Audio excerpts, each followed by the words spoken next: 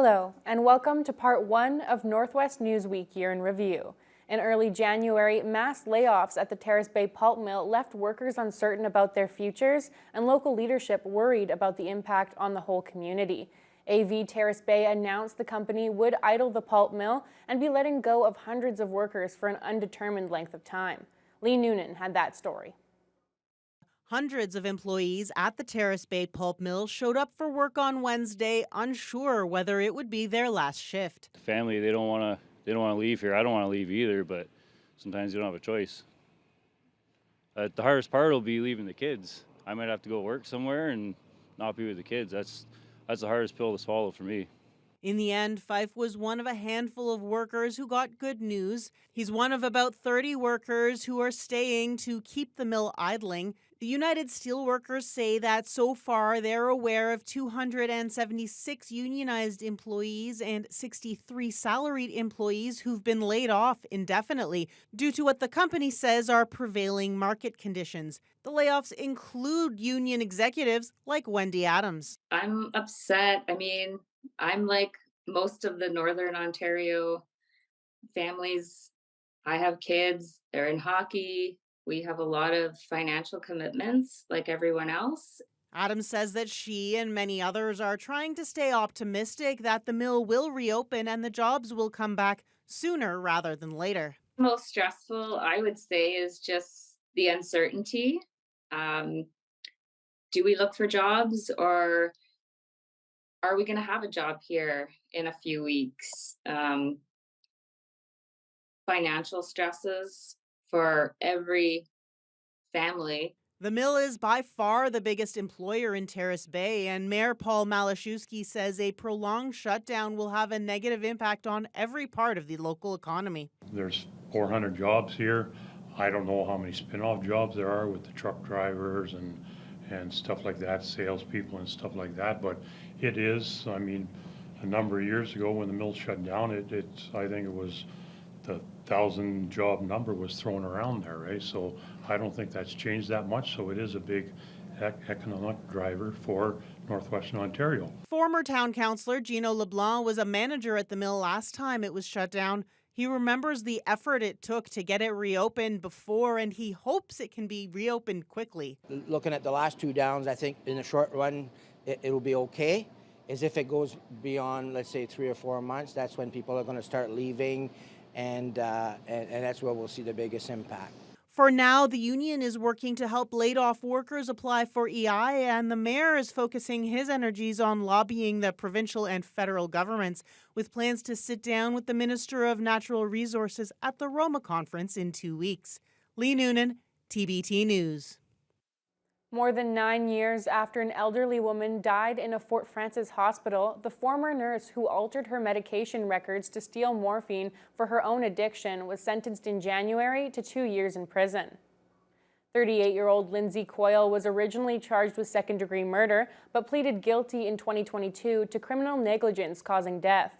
The victim, 78-year-old Hermina Fletcher, died at La Vérendrye Hospital in January 2015.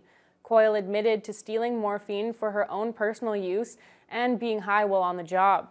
She was terminated a few weeks after Fletcher died and surrendered her nursing license a year later. Coyle's lawyer had been seeking a 3-year suspended sentence, while the Crown lawyer argued for 2 years behind bars. The judge agreed with the Crown's submission. In a statement, Fletcher's family says this prosecution has been a long and difficult journey, and they appreciate that the judge recognized the gravity of Coyle's actions and the need to publicly denounce and deter such grave and irresponsible misconduct. Also in January, Northern Development Minister Greg Rickford was reacting to Bearskin Airlines' plan to cancel routes serving Dryden, Kenora, and Fort Frances. The 3 communities are all in Greg Rickford's riding, and this is what he had to say about the airline's decision. Well, it certainly was a disappointment. This is a route that gets folks from either Fort Frances, Dryden, Kenora, pretty typically to Thunder Bay. I use it from time to time. It is quite handy. And I think in fairness to Perimeter, Bearskin, they've done their best to try to serve a market that just hasn't recovered probably since COVID. In a statement issued by Bearskin officials, it said over the past year, their service in Dryden, Fort Frances, and Kenora had averaged just 2 passengers per flight. As a result, those routes were to be canceled as of May 11th. Rickford says before the pandemic, around 80,000 people from his riding used the Winnipeg airport each year, and he thinks those numbers bode well for a lower-cost air carrier to fill the gap left by Bearskin. Rickford added he'll do what he can at Queen's Park to help make it happen. I think at this point, it's just far too early to try to understand what specific steps that we can take, but we are focusing on a strong economic development profile for our communities. We're seeing us in Fort Frances, Dryden, and Kenora coming back stronger than ever in some of the key industries, tourism, forestry, and the service sector, and hopefully that will attract traffic and no pun intended, but commercial airlines curiosity will be piqued, and I'll be there to try to understand how we can support that. So far, no other airline has stepped in to fill that void. In late January, the chief of Eabametoong was vowing to fast-track the construction of a new school in his First Nation following the devastating fire that destroyed the John C. Yesno Education Center. Chief Solomon Atlukin said they were making temporary plans for online learning and a temporary facility for the 299 students, but he said a new school must be built as soon as possible. Jonathan Wilson reports. We are going to fast track to rebuild the school.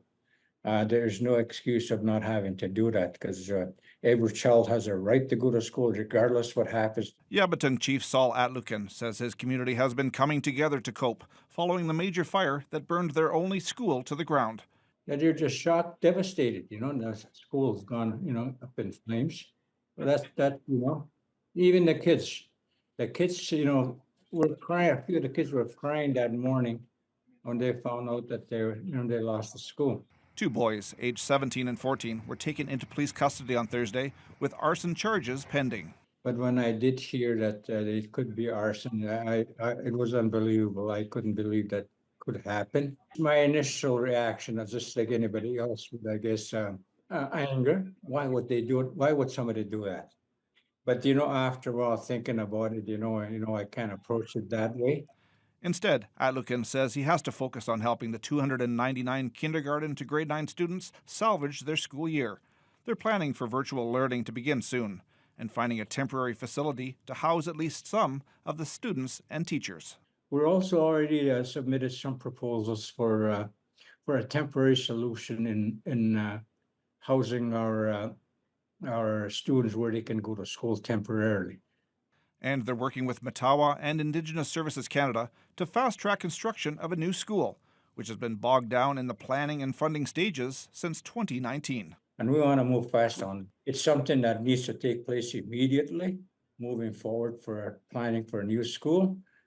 And we all know federal government has the fiduciary responsibility for education of our Indigenous kids.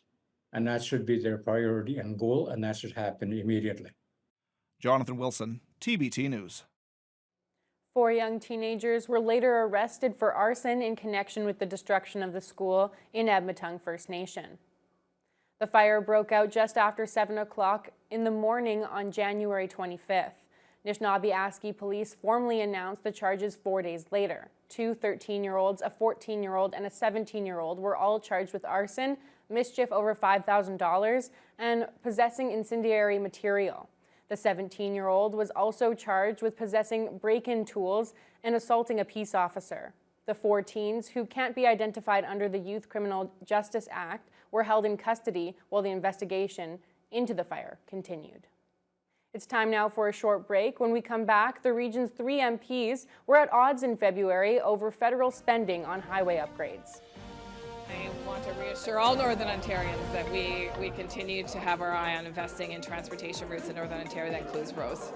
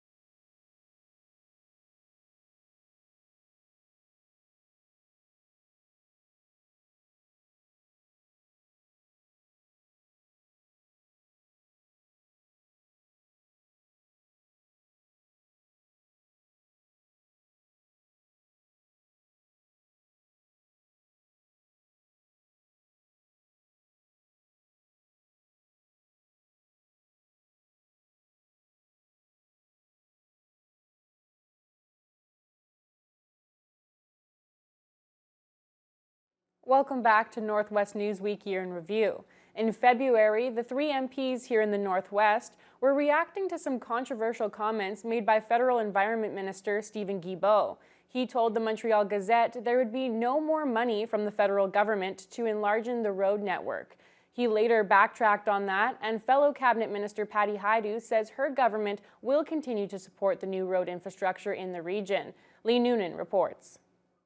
The federal Liberals have come under fire for a comment made by Environment Minister Stephen Guilbeault, who said there would be no more funding from Ottawa to enlarge Canada's road network. Kenora Conservative MP Eric Melillo says with frequent accidents and closures, the Trans-Canada Highway needs to be twinned, and he says it is, quote, extremely concerning the government will no longer be funding new roads. However, Guilbeault has since walked back his comments. We still have funds, obviously, to maintain and enhance our road network across the country. But I was talking specifically about projects like the Troisième Lien that the CAQ government in Quebec wants to move forward with. According to Guilbeault, his initial comment was in reference to major urban centers where investments could be made instead on green transportation infrastructure like passenger rail. That's something Thunder Bay Rainy River MP Marcus Pulowski says he's a big fan of. I think the government quite rightly wants to be putting more resources into those kind of environmentally friendly forms of transportation, which, being from a place which produces most of the mass transit cars in Canada, I'm certainly in favor of. But the reality is in Northern Ontario, we're going to be dependent on the cars for a while. Patty Hajdu, Minister for FedNor and Indigenous Services, says the ongoing work to build twinned or 2+1 lane highways is key to road safety in this region. I want to reassure all Northern Ontarians that we continue to have our eye on investing in transportation routes in Northern Ontario that includes roads. Meanwhile, Hajdu says she's in active conversations about possible construction of an all-season road network connecting remote First Nations. The ice road season is getting shorter and shorter and precarious at that. And so, for example, if we're going to be building up infrastructure in First Nations, and the infrastructure gap is huge. So communities need new schools, they need new community centers, housing is aging and needs to be either renovated or replaced. Well, all that takes stuff, and stuff has to get up to those communities, and transporting stuff by air is extremely expensive. With long distances and challenging terrain between the isolated First Nations in the region, Hajdu says the construction of an all-season road network would mean a massive investment. Lee Noonan, TBT News. One of the largest mines in this region was put up for sale in February. The Musselwhite mine was among 6 global mining operations being divested by Newmont Mining. The mine, located north of Pickle Lake, currently employs around 1,000 people. It produced over 3.5 million ounces of gold since its first opening in 1997. Newmont announced a strategy to sell off some of its mine holdings as a way to pay off debt. Company officials described Musselwhite as a high-quality but non-core asset. The mine was struggling in recent years with a major fire in 2019 that destroyed its conveyor belt and halted production for months. Gold production was then hampered by the pandemic, but the mine produced 173,000 ounces of gold in 2022, the year that Musselwhite celebrated its 25th anniversary. The chief of Cat Lake First Nation held a news conference at Queen's Park in early March to highlight his community's frustrations with mining activity. Chief Russell Wesley says they were forced to take legal action after the Ford government authorized construction of an access road to a mining site in their territory. And he also addressed the fire that destroyed their nursing station. Jessica Clement reports. Chief Russell Wesley was joined by MPP Saul Mamaqua on Tuesday morning to talk about the temporary injunction Cat Lake First Nation secured, which stopped construction of an access road to a proposed open-pit gold mine at Springpole Lake. He stated that despite declaring a mining moratorium and initiating an Anishinaabe-led impact assessment on the project, the government went ahead and authorized First Mining Gold to construct the road. Ontario's decision and actions was made in defiance of a well-documented moratorium on mining in the Cat Lake First Nation traditional territory. In short, Ontario forced Cat Lake First Nation into the courts. Wesley emphasizes that it's not because the community is against mining, as they've supported other projects in the past, but they need to take time to better understand the potential impacts the project may have on their community and the environment. Mamaqua says the injunction is a marker of a bigger issue. the Ontario government continues to proceed with any work that's happening within our homelands without the free, prior, informed consent. Certainly, when we continue this work, there's other crises that are happening in our First Nations and our communities, and that's what we struggle with. Jessica Clement, TVT News. Hopes were high in Kenora in March that funding would be coming soon to build a much-needed new hospital. Healthcare officials said a Ford government ad posted to Instagram could signal the province's intention to fund construction of the new facility. Lee Noonan has more. An Instagram ad proclaiming that Ontario is building a new hospital in Kenora is stoking optimism among local healthcare officials. Although the proponents of a new hospital in this city haven't heard official word yet, they're hoping the ad means the province is committed to the project. The post was really a validation of a lot of hard work and ongoing work. I think we're incredibly optimistic, but we know that there remains hard work. These are complex things to manage, and I think once the funding, once the budget is drawn, is sort of released and so on, and so people can talk about what's in it, then we'll hear more details about it. The Kenora Chiefs Advisory and Lake of the Woods District Hospital have partnered on the All Nations Hospital project. They've been working for years to get a new hospital built in Kenora. The current hospital was founded in 1897, and although there have been many updates and additions, there are parts of the building that are more than a century old. And you're taking an old hospital and repurposing it, like we do right now. It's very different going into a modern planned hospital where everything is set up with all the right services, including patient and other supports on that service, which is particular for that service. These are the really big improvements, even though our bed size isn't going up. Where it is going up, though, within mental health and addictions is really important. In addition to modernized facilities, the new hospital will include 7 more psychiatric beds, offer new services, and integrate Indigenous culture and healing into every part of the hospital. For the first time in the history of our area, we would have created a hospital through a true partnership between Indigenous and non-Indigenous people. And I think wherever in our nation we see the successes of that kind of partnership, everyone benefits and everyone's health improves. Both Rosette and Drever say they really appreciate the partnership with Ontario's Ministry of Health. Rosette says the cost to build the new hospital should be under $1 billion and will take several years to design and build. Lee Noonan, TBT News. The police chief for Naps was suspended from his duties in March. The board of directors for the Anishinaabe-Aski Police Service announced that Roland Morrison was facing allegations of misconduct.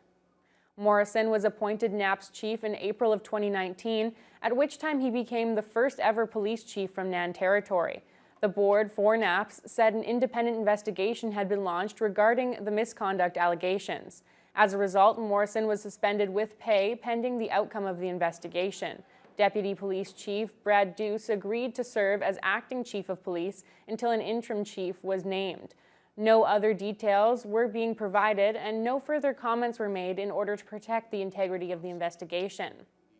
It's time now for another short break. Kenora's MP was protesting outside Marcus Pulowski's office in March. We'll tell you why when we come back. And I've been hearing not just from people in my backyard in Kenora, but from the Rainy River District. It's in their best financial interest that we put our money in now and we do what is required.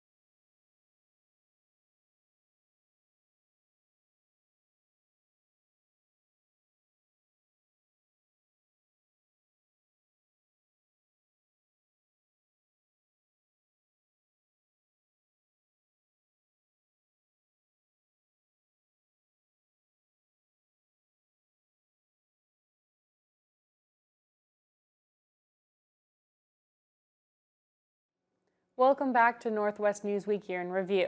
In late March, Kenora Conservative MP Eric Melillo was calling on Thunder Bay Rainy River MP Marcus Pulowski to be sensible and oppose the Trudeau government's carbon pricing policy. But Pulowski suggested it's time the Conservatives to show a bit more common sense.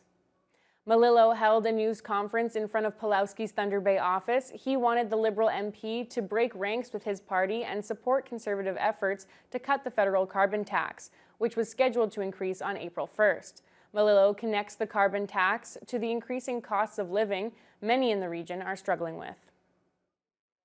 There's been some heartbreaking stories people have been sharing, and I've been hearing not just from people in my backyard in Kenora, but from the Rainy River District, from Mr. Pulowski's riding, reaching out to me and sharing those stories as well. So again, that's why we're here calling on him and on all the NDP and Liberal members across Northern Ontario to join us in our call to stop this carbon tax hike. I'm going to stand up for the interests of the people of my riding. People keep saying, like, you're not standing up for the people of my riding. Yes, I am. I'm standing up for them, but I'm standing up for their kids who are in school, who don't vote, and their grandchildren, because it's in their best interest that we fight climate change. It's in their best financial interest that we put our money in now and we do what is required now in order to affect climate change. Pulowski said the Conservatives are ignoring the high price of climate change, with billions of dollars being spent to deal with flooding, forest fires, and storms across the country. Meanwhile, he says the idea that the carbon tax is to blame for the increased cost of living is, quote, baloney. Premier Doug Ford was in the Thunder Bay area in early April, where he announced that 5 remote First Nations will be connected to the provincial power grid. That would end their reliance on diesel fuel, which has become increasingly costly for those communities. Vasilios Bellos had that story. Together with Indigenous partners, we're building Northern Ontario responsibly and sustainably.